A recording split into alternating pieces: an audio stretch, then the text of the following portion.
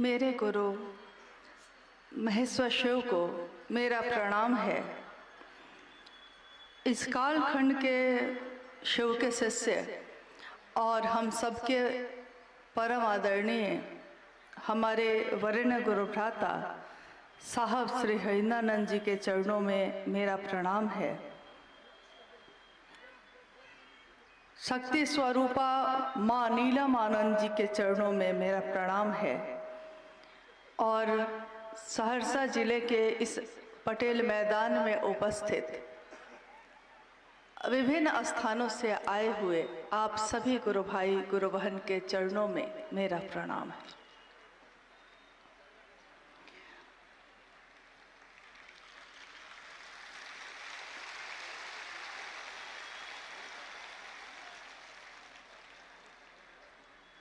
हम सबका परम सौभाग्य है कि अपने गुरु शिव के कार्य के हेतु इस स्थान पे आना हुआ और आज हम सब एक शिव गुरु महोत्सव का जो आयोजन हुआ है उसके हिस्से के रूप में आज हम सब बैठे हैं यहाँ।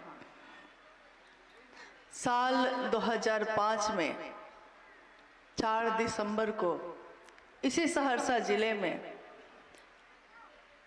विराट शिव गुरु महोत्सव हुआ था। हमारे साहब सशरीर इस धरती पे पधारे और मेरा सौभाग्य है कि उनके संग मुझको भी आने का अवसर मिला था। उसके बाद का ये समय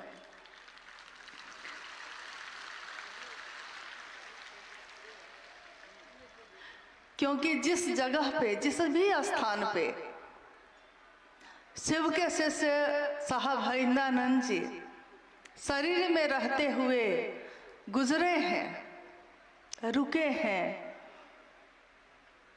उस जगह को नमन है। जहाँ जहाँ चरण परे साहब के, हर उस जगह को हम नमन करते हैं क्योंकि हमने शिव को अपनी इन आँखों से नहीं देखा, लेकिन वो शिव इतना नीचे आए, इतना नीचे आए कि हम उनको देख पाए, हम उनको सुन पाए और उनकी प्रेरणा से उसी शिव की तरफ चल सके। क्योंकि आज तक हजारों वर्षों से शिव की पूजा इस भारत देश में तो होती ही रही है। भारत के अलावा अनेक देशों में शिव की पूजा हुई है। कुछ वर्ष पूर्व दक्षिण अफ्रीका में हजारों वर्ष पुराना एक विशाल शिवलिंग खुदाई में निकला और लोग हतप्रभ रह गए कि शिव की पूजा एकमात्र शिव ही ऐसे हैं जिनकी पूजा पूरे विश्व में हर स्थान पे हुई समान रूप से। देवों के देव कहे गए वो महादेव, काल से परे, काल भी जिनसे डरता है, महाकाल। आज इस आयोजन में अभी तक की चर्चाओं में हम सब बैठकर सुन रहे थे कि साहब हरिंद्रानंद जी ने शिव को गुरु बनाने की बात कही है और हम लोग आवाहन भी कर रहे हैं, पुकार भी रहे हैं, अनुरोध भी कर रहे हैं कि ये साहब की बात है। शिव को अपना बनाइए और अपना कैसे बना सकते हैं, इसके लिए 3 सूत्रों का सहारा लीजिए। क्योंकि हम सब ने अपने जीवन में जो समझा है वही हम दूसरों में बांटने की कोशिश कर रहे हैं। हम सब दिख रहे हैं लेकिन कर हम सब नहीं रहे हैं। क्योंकि जो भी काम हम आज कर रहे हैं यानी शिव गुरु की चर्चा करते हैं, अपने गुरु शिव से दया मांगते हैं, शिव की चर्चा करते हैं, शिव को नमन करते हैं, ये तीनों सूत्र को बताने वाले ये कौन है? क्योंकि जब तक हम किसी काम के, किसी चीज के महत्व को नहीं समझेंगे, हम ना तो उसके अनुसार काम कर सकेंगे और ना ही हमारे जीवन में उस काम का वो परिणाम आएगा जो साहब हरिंद्रानंद जी ने सपना देखा माँ नीलमानंद जी ने, जिसका अलख जगाया। जो अभी एक गुरु बहन गा रही थी, साहब ने शिव शिष्यता बांटी शिव शिष्य के रूप में, और शिव शिष्या के रूप में दीदी नीलमानंद जी ने अलख जगाया। 4 दिसंबर को जब हम लोग आए थे इस धरती पे, उस मैदान में सबसे पहला बैनर जो मेरी आंखों के सामने से गुजरा था, जिस कार्यक्रम में साहब सशरीर आए थे, उस पे लिखा था कि शिव गुरु कार्य के में चलने वालों के लौकिक कांटों को मैं चुन लूंगी, छाया बनकर सदैव उनके साथ रहूंगी, बशर्ते गुरु कार्य में बेईमानी नहीं। और ये वाणी लिखी थी दीदी नीलमानंद जी की। ये धरती ऊर्जा से ओतप्रोत है, शक्ति का क्षेत्र है, मिथिला का सारा क्षेत्र। शिव का की शक्तियां तो सारा जगत संचालित करती हैं, सिर्फ मिथिला ही थोड़ी, सब जगह को संचालित करती हैं। लेकिन आइए हम सब अपने स्थान पे बैठे हुए कुछ समय के लिए अपने मन को पूरी तरह अपने गुरु शिव के तरफ ले जाते हैं और कल्पना करते हैं, क्योंकि एक इंसान सिर्फ कल्पना कर सकता है। वो कल्पना कर सकता है कि समंदर कितना बड़ा होगा, लेकिन एक बार अपनी इन आंखों से पूरे समंदर को वो नहीं देख सकता। एक इंसान कल्पना कर सकता है कि कोसी नदी में कितना पानी होगा, लेकिन अपनी इन आंखों से पूरे कोसी नदी के पानी को वो एक बार में नहीं देख सकता। शिव की कल्पना जब हम करते हैं, हम जगत के लोग, हम साधारण लोग, हम सामान्य लोग, अति सामान्य लोग, बांध पे रहने वाले, झोपड़ी में रहने वाले, हम सब, लेकिन हमारा जितना मन है, हमारे मन की जितनी क्षमता है, आइए हम उसी क्षमता से, उसी कल्पना से एक बार अपने महादेव के बारे में सोचते हैं और सोचते हैं कि कौन है ये महादेव। क्योंकि आज जिस महादेव की शिष्यता घर घर में व्याप्त है, जिनकी शिष्यता का दिया जल रहा है हर जगह, थोड़ा सा समझना होगा कि ये हम तक पहुँचे कैसे। क्योंकि हजारों साल से उनकी पूजा होती थी, लेकिन मेरे आपके अंदर ये विश्वास नहीं था कि महादेव हमर अपन छथिन, हमर अपन, आज तक नहीं था, कभी नहीं हुआ ये। कल शाम में जब इस मैदान में यहाँ के गुरु भाई गुरु बहन पंडाल और बैरिकेटिंग का काम कर रहे थे, थोड़ी देर के लिए हम लोग आए थे और साहब की चर्चा का कैसेट बज रहा था, साहब की वाणी गूंज रही थी। ये धरती आपका, वो महादेव को कह रहे हैं उस चर्चा में, ये धरती आपकी, ये जल आपका, ये अग्नि आपकी, ये हवाएं आपकी, ये आकाश आपका, सब कुछ महादेव आपका। ये पंक्ति सुनकर बिल्कुल मुझको कोई संशय नहीं है कि मेरे साहब आज यहाँ उपस्थित नहीं है, मैं उन्हीं के साथ आई। हमेशा हम सब उन्हीं के साथ तो जाते हैं। और कल्पना करने की जो बात हमने कही अभी, सोचिए, साहब कह रहे हैं ये धरती आपकी, यानी ये पांचों तत्व की बात साहब कह रहे हैं। 5 तत्व से दुनिया बनी, 5 तत्व से हम और आप बने, ये शरीर बना। शास्त्र कहते हैं और हमारे विद्वान कहते हैं कि जब ये दुनिया नहीं बनी थी, महाशून्य था, कहीं कुछ नहीं था, सब कुछ शांत, कुछ भी घोर नहीं था, अघोर अवस्था में, यानी कि कहीं कोई तरंग नहीं, कहीं कोई हलचल नहीं, महाशून्य था।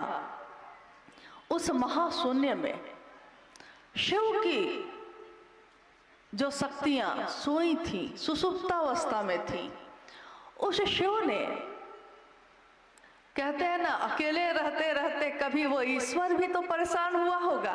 उस शिव ने इच्छा की, एको हम बहुश्याम, मैं एक हूं बहुत हो जाऊं।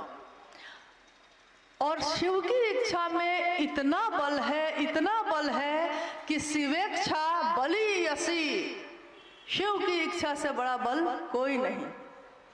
शिव ने इच्छा की, इच्छा करते ही सृष्टि यानी ये दुनिया सृष्टि बनी, तुरंत सृष्टि की इच्छा की है और सृष्टि बनी है। आकाश बना, वायु बनी, अग्नि, जल और ये मिट्टी। एक बार मैंने साहब से खुद पूछा था कि साहब, हम एक सामान्य इंसान हैं, हम शिव की कल्पना नहीं कर पाते, लेकिन वो शिव, उनमें कितनी ताकत आखिर होगी। आदमी सोच तो सकता ही है कितनी ताकत होगी, कितनी ऊर्जा होगी। कुछ तो उसके बारे में उदाहरण दिया जा सकता है।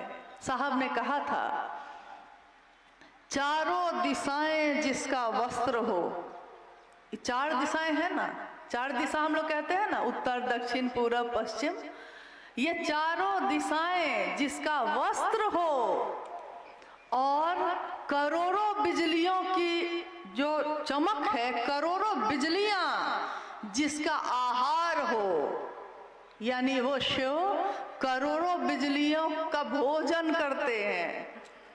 और ये सबसे नीचे का तत्व माना गया है, यानी सबसे स्थूल, नीचे का नहीं, स्थूल, जिस पे हम अपने पांचों ज्ञानेंद्रियों से हम उसको छू सकते हैं, सूंघ सकते हैं, स्वाद ले सकते हैं, आंखों से देख सकते हैं, सुन सकते हैं। हमारी पांचों ज्ञानेंद्रियां काम करती हैं जिस पे, वो है मिट्टी।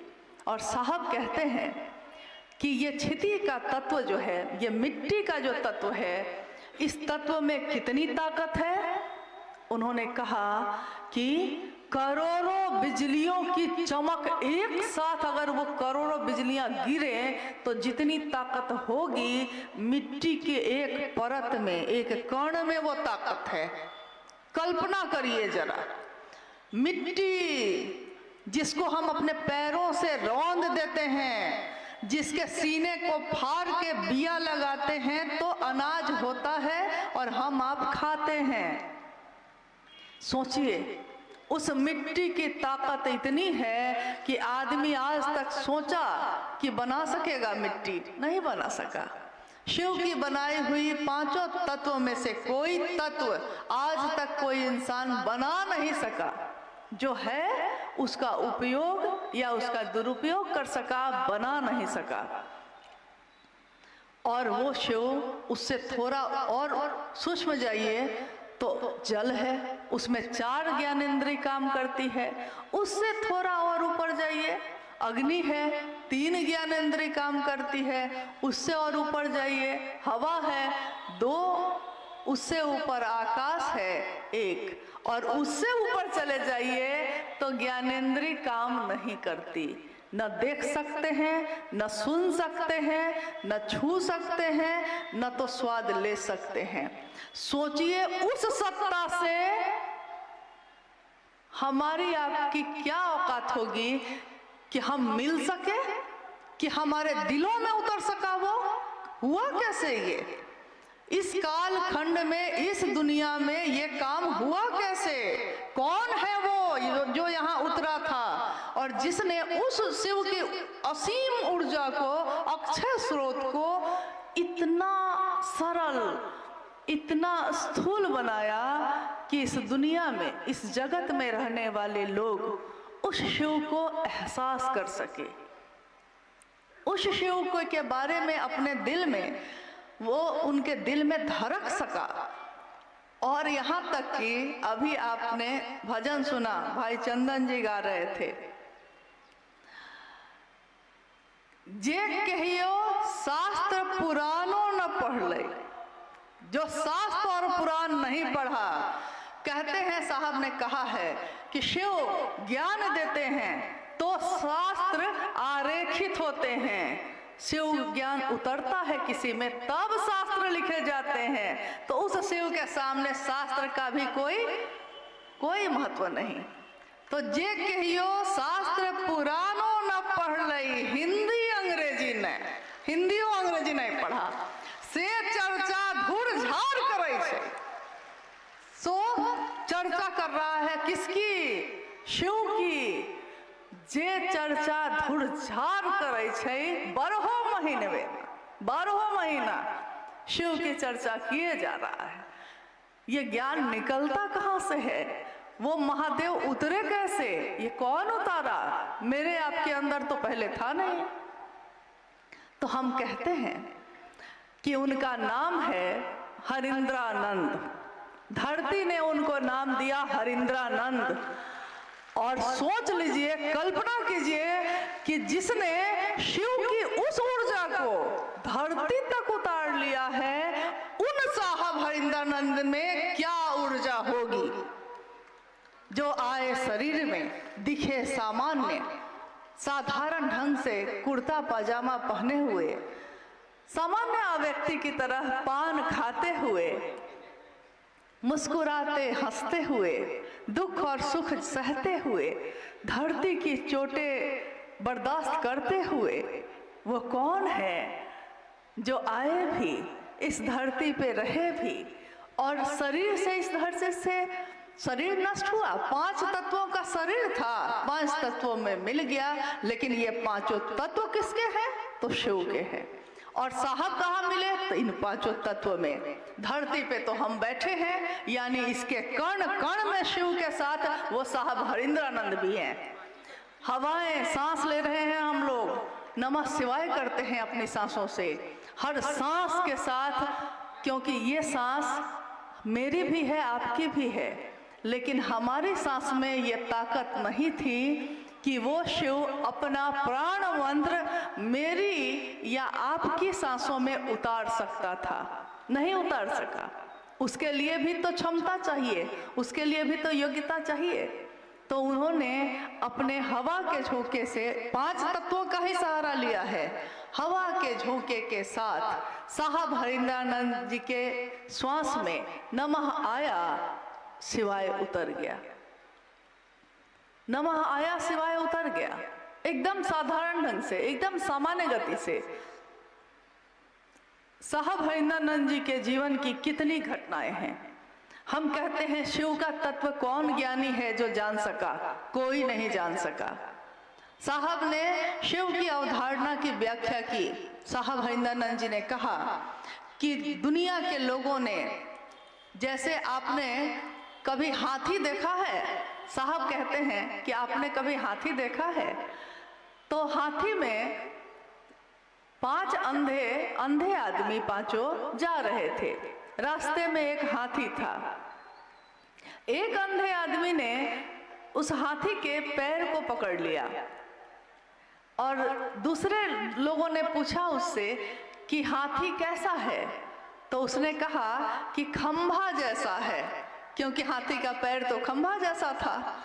किसी ने उसका सूंड पकड़ा तो दूसरे लोगों ने पूछा कि तुमको हाथी कैसा लग रहा है? तो उसने कहा कि मुलायम है, लचीला है, शंकु रूप में है। किसी ने उसके कान को पकड़ा तो कहा कि ये तो पंखा के जैसा है। और अभी भी देखिए कितनी गुरु बहन पंखा झल रही हैं ऐसे ऐसे।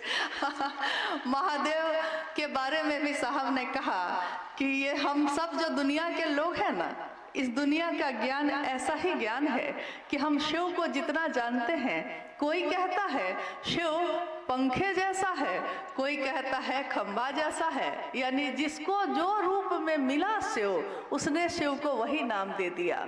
दुनिया के लोगों ने, धरती के लोगों ने शिव को नाम दिया महाकाल, महामृत्युंजय, महायोगेश्वर, महाऔढ़रेश्वर, शमशानी निहंगी और उमा के पति का भी। भजन ही सुन रहे थे हम लोग, चर्चा भी सुन रहे थे। हे नीलम तोहरो सजनवाना। सुन रहे थे हम लोग, दीदी नीलम आनंद जी का नाम लिया जा रहा था कि हे नीलम तोहरो सजनवा ना, तोहरो सजनवा कुछ वो न बुझो ओ घर ढरनवा ना। ये गौरा के लिए है और सही बात है। कैसे है वो ओढ़र धरनवा? शिव के तत्व को जब हम नहीं समझ पाए तो हम शिव के शिष्य के तत्व को समझ पाएंगे? अगर वो हमारे नजदीक ना आना चाहते तो हम साहब हरिंद्रानंद जी का दर्शन इन आंखों से नहीं कर सकते थे। अगर वो हमारे पास हमको न बैठाते तो हम उनकी वाणी को सुनने की क्षमता हमारे इन कानों में नहीं थी। लेकिन उन्होंने बैठाया, दुनिया के लोगों को सुनाया, शिव का संदेश दिया, शिव की तरफ चलने का रास्ता दिखाया। ऐसा रास्ता, ऐसा राजमार्ग बनाया जिस पे दुनिया के सारे लोग चल सकते थे। तो उसमें एक घटना है तो बहुत सारी, असंख्य घटनाएं। न तो कागज उतनी बड़ी है, न तो कलम उतना है, न तो स्याही उतनी है कि उनकी सारी घटनाओं को, उनके जीवन को कोई लिख सके। इतना तो किसी के पास कागज कलम स्याही नहीं है। लेकिन यही बगल में एक जिला है मधेपुरा, वहाँ के एक पुराने गुरु भाई हैं हरि बाबू साहब आए थे उनके घर, और मैं उस समय उस संयोगवश उस यात्रा में शामिल नहीं हो पाई। जब साहब लौट कर आए तो साथ गए गुरु भाइयों ने कहा कि साहब को भी समझना बड़ा मुश्किल है। तो हम लोग पूछते थे, अगर नहीं जा पाते थे तो पूछते थे क्या हुआ, कैसे हुआ, साहब ने क्या कहा, लोगों ने क्या कहा। तो गुरु भाइयों ने बताया कि साहब कुर्सी पे बैठे थे, कुछ गुरु भाई लोग इधर खड़े थे, कुछ गुरु भाई बहन इधर खड़े थे। अब साहब यहाँ बैठे हैं तो कोई उधर से गुजर नहीं रहा है, लेकिन एक काम आ गया। तो एक गुरु भाई बाईं तरफ से दाईं तरफ जाने लगा। तो जब वो गुरु भाई जाने लगे तो उनको लगा होगा ना कि साहब बैठे हैं तो प्रणाम कर लेते हैं। तो वो गुजरते गुजरते साहब को प्रणाम करने लगे। तो साहब हमेशा कहते थे कि जानती हो, हर जिला के लोग अलग अलग तरह से प्रणाम करते हैं, सबका अपना अपना स्टाइल है। तो सहरसा का क्या है? तो सहरसा का ऐसे है। साहब कहते थे कि सहरसा के लोग ऐसे प्रणाम करते हैं। तो गुरु भाई ने साहब को प्रणाम किया। साहब बैठे शांत थे, जैसे ही देखा कि प्रणाम कर रहा है बिगड़ गए, पूरा बिगड़ गए। गुस्सा होके बोलने लगे कि इतने प्रेम से, इतना बढ़िया से हमको प्रणाम कर रहे हो, इतना से तो महादेव को प्रणाम करते ना, इस भाव से महादेव प्रणाम करते तो महादेव ही मिल जाते। अब दूसरे गुरु भाई लोग तो देख रहे थे। वो गुरु भाई तो बेचारा चेहरा नीचे करके चुपचाप चला गया। कुछ देर के बाद दूसरे गुरु भाई को भी उधर जाने का काम पड़ा। अब पहले का हाल तो उसने देख लिया था कि क्या हुआ था पहले के साथ। तो जब दूसरे गुरु भाई जाने लगे तो उन्होंने साहब को प्रणाम नहीं किया, क्योंकि पहले का हाल देखा था ना, अभी अभी तो डांट पड़ी थी। तो बिना प्रणाम कर किए जाने लगा। साहब फिर बिगड़ गए, साहब फिर बिगड़ गए। उन्होंने कहा कि जो मुझको प्रणाम नहीं कर सकता है वो महादेव को क्या प्रणाम करेगा। देखिए ये तो शिव के शिष्य का तत्व है जो हम शरीर में आए लेकिन हम आप नहीं जान सके।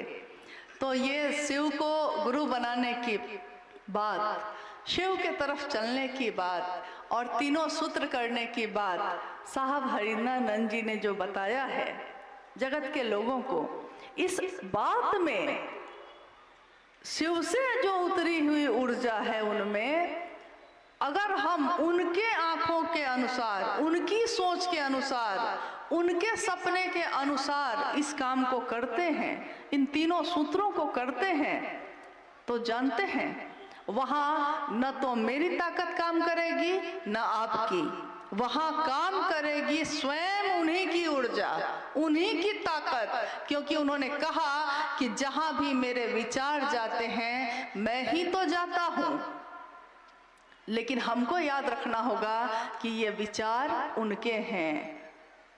क्योंकि जब जगत में हम जाते हैं तो बहुत जगह ऐसा भी होता है कि सामने वाले को लोग पकड़ लेते हैं, ये भैया यही हमको जोड़े हैं, ये दीदी यही हमको जोड़ी हैं, तो मेरे लिए तो सब यही न है।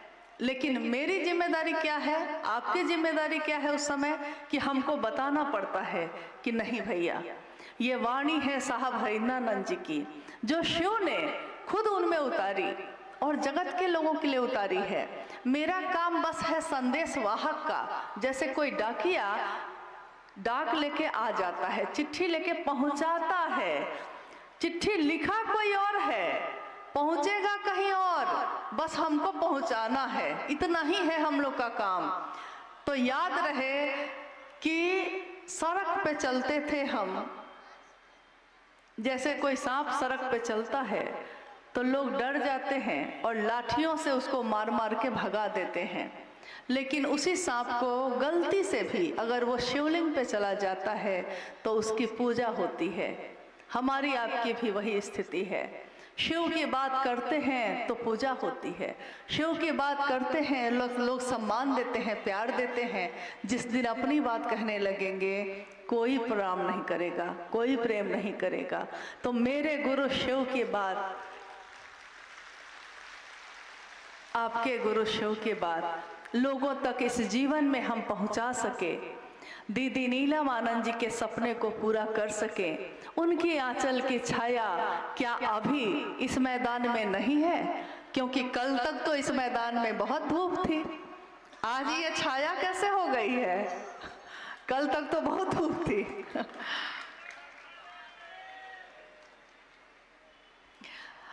आइए, अगर हम लोग कोई जिज्ञासा है तो उस पर भी थोड़ी देर बात करते हैं।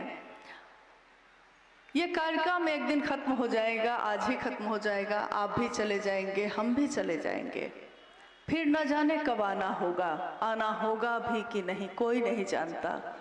यह जीवन कागज की पुरिया, बूंद परे घुल जाना है। मौत की एक बूंद कब पड़ेगी, कब हम एक दूसरे से इस शरीर में विदा ले लेंगे, कोई नहीं जानता। लेकिन मेरी अंतिम सांस, मेरे जीवन का अंतिम क्षण मेरे साहब के संकल्प को पूरा करते हुए गुजरे, मेरे गुरु की दया को खुद भी और दूसरों को भी अनुभूत कराते हुए गुजरे। माँ नीलम आनंद जी के जीवन में पूरे समर्पण को चरितार्थ करते हुए गुजरे, इसकी ही कामना है। आइए हम लोग कुछ जिज्ञासाओं पे बात करते हैं।